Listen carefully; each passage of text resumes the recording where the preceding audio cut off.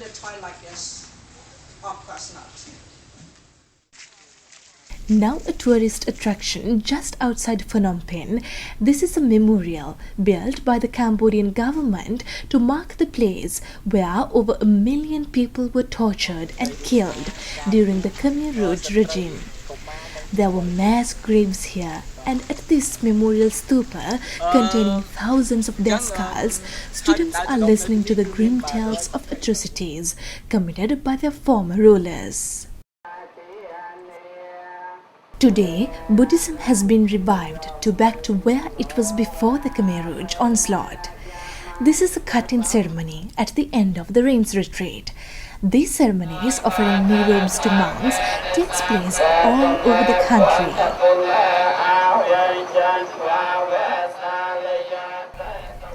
Wat Unalum is the headquarters of Cambodia's largest order of monks, the Mahanikaya order. Believed to have been constructed originally to house a hair relic of the Buddha, this monastery was able to withstand the destruction of temples by the Khmer Rouge. Today, it is leading the Buddhist revitalization movement.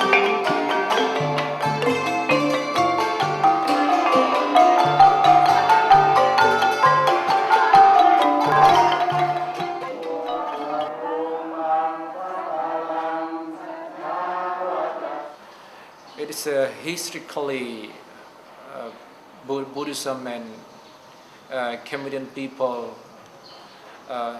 have been very close connected, or we can say close knitted between each others. When the baby born, parents brought the children to the temple for the Buddhist monk to do a blessing. And after that, the parent asked the Buddhist monk to give the name to their children. And after that, there are so many like wedding, like funeral, and many other activities within the families that Buddhism and Cambodian people are connected with each other. About the relationship between Buddhism and Cambodian society is as Venerable already mentioned, is very close. One is what we call physical connections. In the past, if you want to build a road, you want to build schools, we need monks, because monks are the influence of people that can convince the people to pay or to share some money for building those physical building, road, irrigation system sometime, and school or temple or rest house. And for another one is psychological need of the community. The people offer food to monks. That is one way to build a relationship with monk, and in turn monk need to provide psychological support to the people when they have some problem at home. They come to monk for consultation, ask for advice, and they also provide spiritual support to the lay people. As monks have more free time to learn about Buddhism, they know the Buddhist philosophy more than the lay people. So monks are in an important role of providing spiritual support, the pathway that the Buddha taught us to find peace within ourselves as well as within the family and the society. Even during the Pol Pot regime, apparently Buddhism disappeared from the land of Cambodia, but in the heart of the people, Buddhism never disappeared. It is still inside the heart of the people. That's why after the regime, Buddhism came back. I'm talking from my perspective as a layman. So, since I was born, I always hear the word that to be Cambodian is to be Buddhist. So since a young age, we was accustomed, by our parents to come to pagoda and listen to the discourse to the monk and also start learning about Buddhism. So even though at a young age we don't understand much about Buddhism, but it's part of our ritual thing just to pay respect to the monk and also to the pagoda, to worship pagoda. So when I get older, I always learn about, the 5 precepts of Buddhism. It's very important that Buddhism is a development of Panya, So we are not only focused on development of morality, in which case as a foundation of every society, but also is a development of Panya. And the development of Panya have to be nurtured, and during my time, those kind of thing has been nurtured already, by through the discourse, we listen to discourse through the teaching of morality and through the doing good deed for our society, contribution back to the society that we do. So the constitution inside Cambodia, it was very clear. We call it nation, religion, and king. So that 3 components is part of it, of the social fabric from between the society and Buddhism. And Cambodia is very unique inside this respect. And if you're looking back since King Oeun, 1848 to 1860, that the revival of bringing back society together, at that time we are very small and weak state between the Thai and also the Vietnam. So with the presence of King Oeun, through Buddhism, we can preserve our country, but at that time we call it the golden area of monks.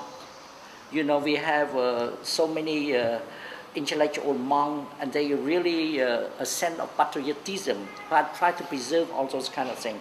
So Cambodia been attached to this so much on those kind of things, and that we all learn that monks play a key role, not only in terms of giving discourse, Tesna and all those, but also in a rebuilding of society, in the protection of our own sovereignty here. The relationship between society, monk, Buddhism and Cambodian society is very deep-rooted.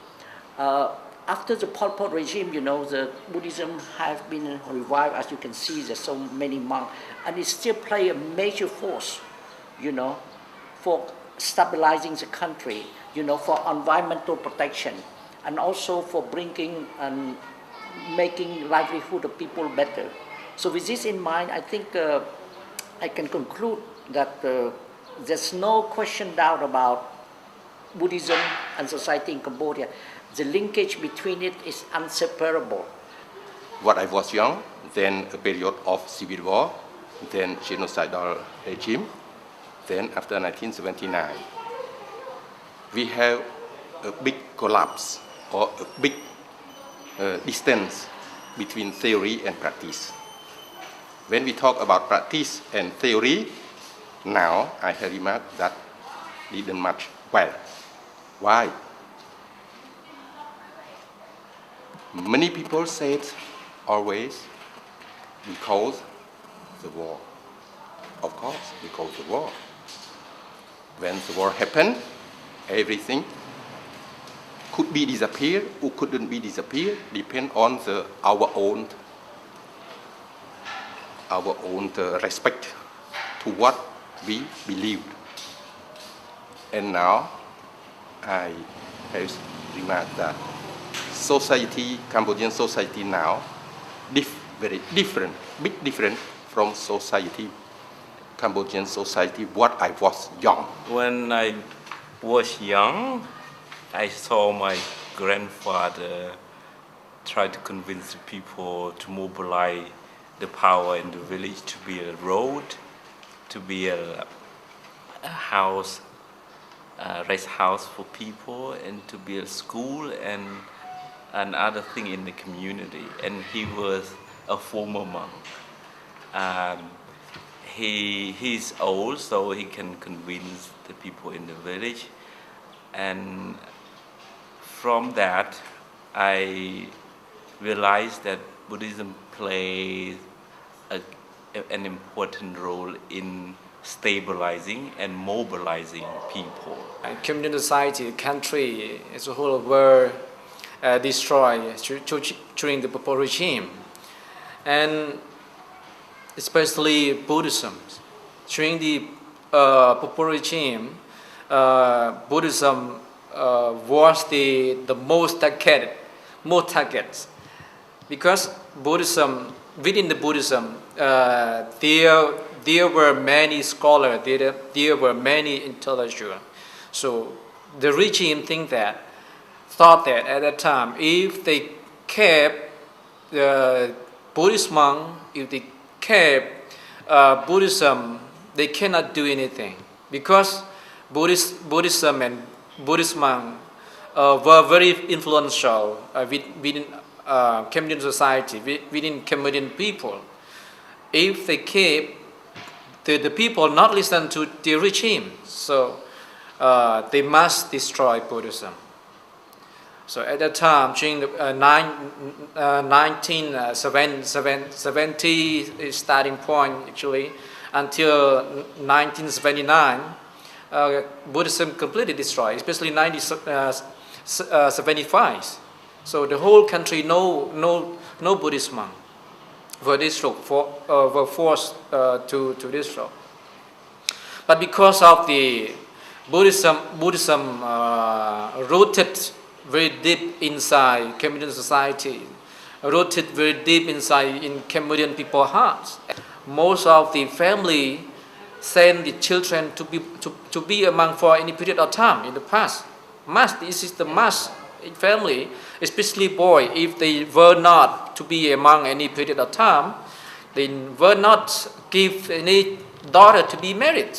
After the Pol Pot regime collapsed, and of course Buddhism completely destroys every Buddhist infrastructures, teaching, scholars, individual also vanish. Yes, but how can the Buddhism revive in Cambodian societies? And that is one way to build a social fabric, as we already destroyed it during the Pol Pot regime. No one trusts anyone else. They can even kill their own parents. So the social fabric were destroyed. So Buddhism play as a key component in building social fabric, building connection, teaching people how to love with one another, and to teach about forgiveness. So on that day on, because during even after the Pol Pot regime 1979, we don't have an international support. The local people must stand up strong in order to build their own community. And the monks, the aja, means the teacher of the village, they are all an important person in calling people coming together. I witnessed that if we want to build a road, if we want to build a temple, we don't need to pay for people.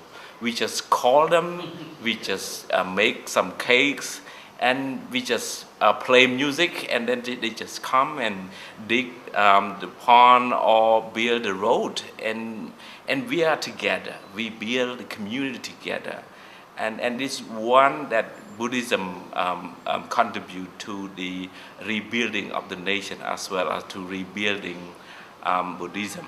After the Pol Pot regime collapsed in 1979, Buddhism started to revive again by Cambodian government, start to reordain Buddhist monk for seven months. and it start again. But the thing is not because of that stubborn monk. The thing is because the Buddhism in the heart of Cambodian people. So every community, every village, they start to rebuild the temple by their own.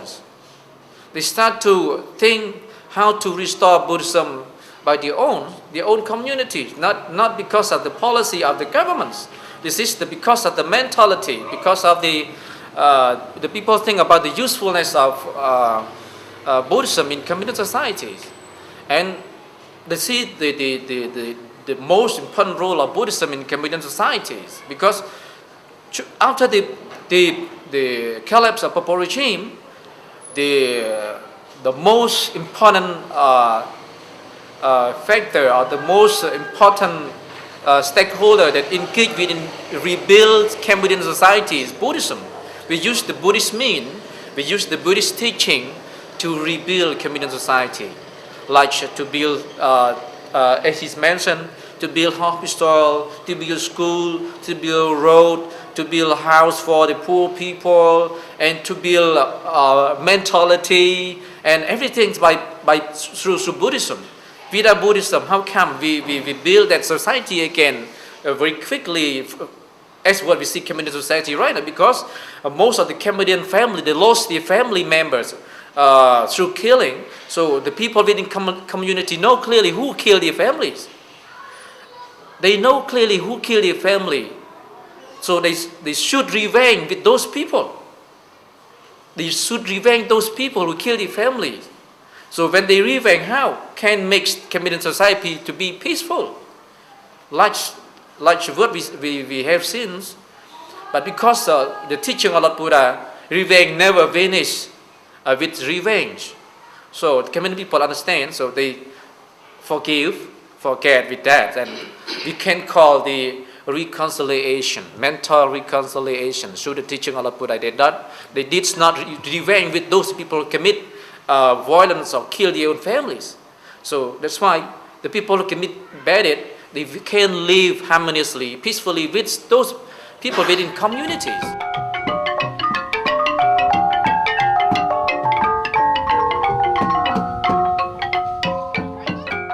In the village, there is Acha, it means the teacher of the village. If they can convince those old people to believe in maybe Christian, I'm sorry to say that, the whole village will go with him. But unfortunately, it's pretty hard to change the old people's mind. So later, now they change the way of teaching or spreading their religion by convincing the younger people. So they offer scholarship, they provide support to the family, they think about their education. So yes, the younger people somehow turn to that direction because they get support from their organization, religious organization. But however, we have a lot of young people who are interested in Buddhism. I am a teacher in the university myself. I teach about Buddhism. They can learn a lot and understand Buddhist philosophy. But one thing that we can learn from them, from the other religious institution, is that they provide a lot of support to the younger generation to have hope, to get scholarship, to go to study, to support the family. So they thought that that religion is good.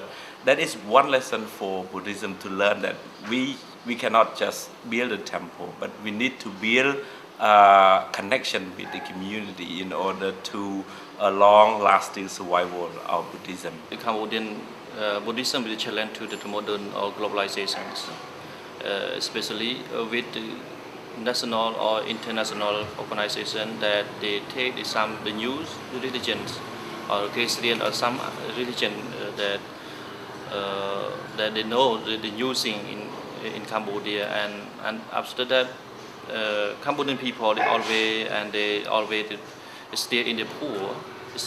They always think, and they change their mind to believe in the Buddhism to the other religions.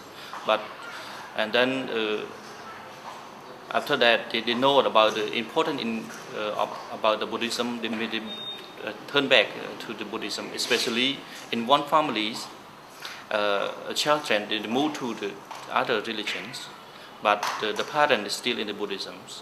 After that, they know about the meaning of the Buddhism, and then they know about the meaning of the belief of their parents, and then after that they come back to believe in the Buddhism. So we cannot sing mad about it, but we try to promote, try to urge them to know about the method of the meaning of the Buddhism, and then they come back again. Because now we cannot say that all the people in Cambodia should know or to believe in the Buddhism, because the globalization at modern time, young women always challenge to the news globalized. So they always think about why did their parents believe in the Buddhism, why they change their mind, because they know the new things. Cambodian people, Cambodian country is still in the developing country, because they want to know about the new thing, the new idea from the Western theory, Western idea. In the past, before the Pol Pot regime, after Pol Pot regimes, we think before the Pol Pot regimes or in the past time, the school inside the temple, all the men they study all the knowledge in the temple. After the Pol Pot regime, they change the school, the public change. They take the school outside of the temple. So it's not easy from the Buddhist monk in Cambodia to promote, to urge, to persuade them to believe in the Buddhism.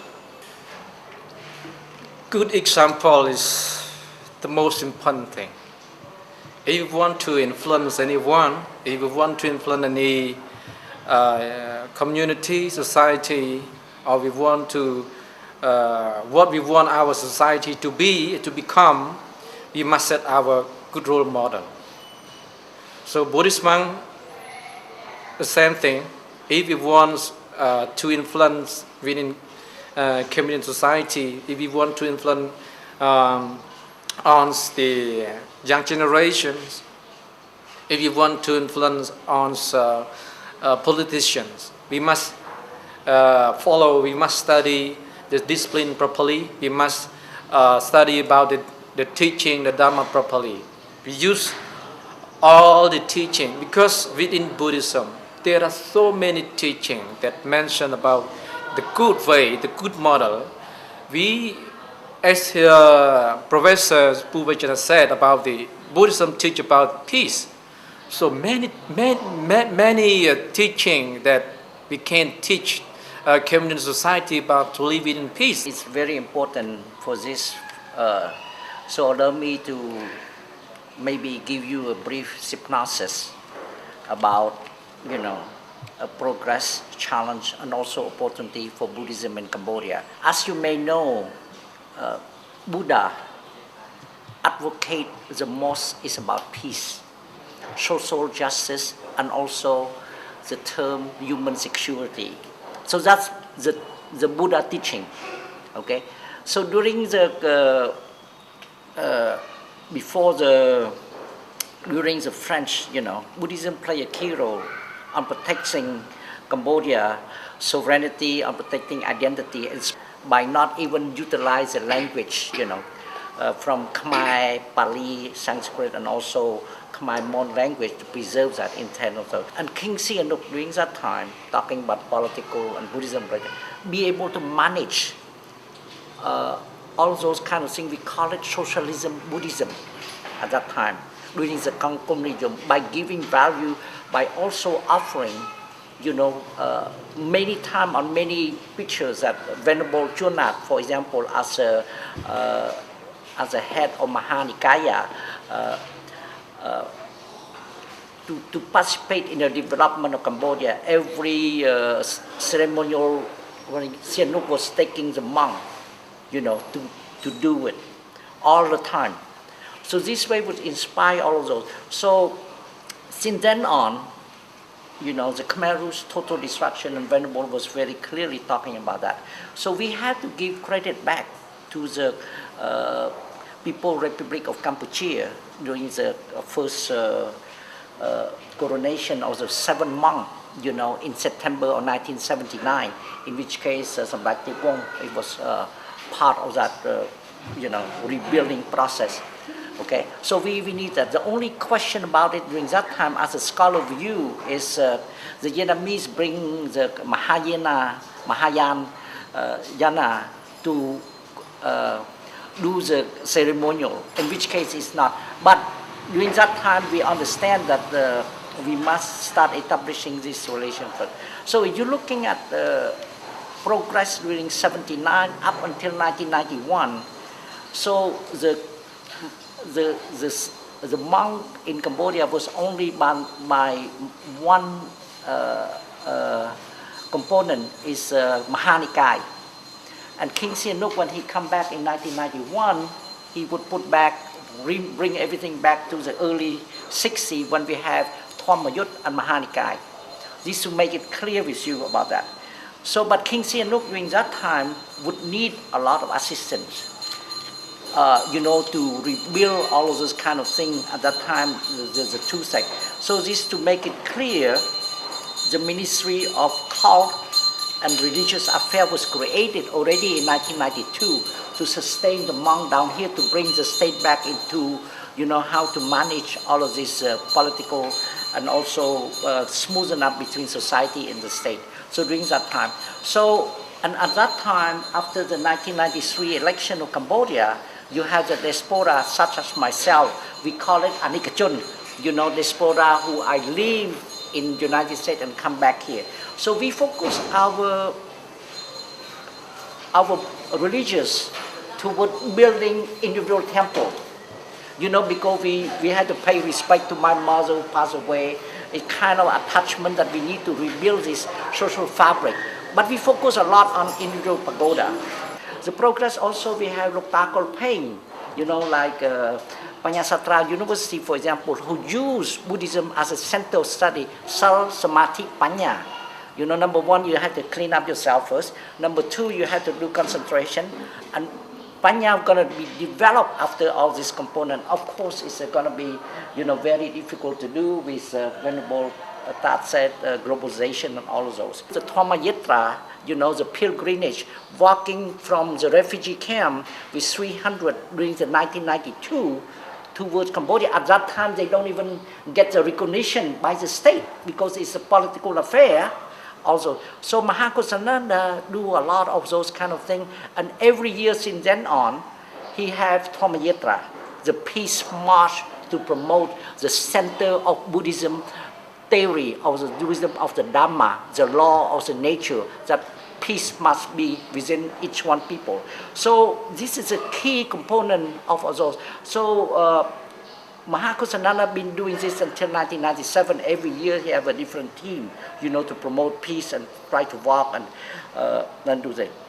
The other recognition is Venerable Sambon Thuen. Venerable Sambon Thuen put a lot of effort on promoting. He said that through the teaching of Buddha, without the theory, without the practice, you know, the control of greed, the control of anicca, the control of suffering, there's nothing going to happen. So Sambon Thuen, unfortunately, Sambon Thuen was getting shot by two assailants in 2003, and up until today, you know, there's no one can find who really is the killer. The other component is they have a movement supported by Conrad Adenauer Foundation, who promote the Buddhism for Development. It's by Venerable Heng Mani Chanda. I'm pretty sure that Venerable all know. So there's a lot of good things that to promote, to integrate, you know, the globalization to the teachings, the full philosophy of education down here. There are so much lack of funding, there lack of resource who can be rebuilt back, you know. So this kind of thing is, I think, is a part of weakness. And the monk nowadays, like Venerable said, is so much, you know, I think we're doing good on the spirituality, but we're not doing very well on the intellectual capacity of really learning about Buddhism. And also, there's not too many literature. It's very important for Cambodian monk to start put a lot of writing and first start influencing, the politician. We call it Old Democracy. He published this book about how a democratic society using the lens of Buddhism to review that, and it created a lot of influence doing those kinds of things. So I think there's a lot of those kind of things.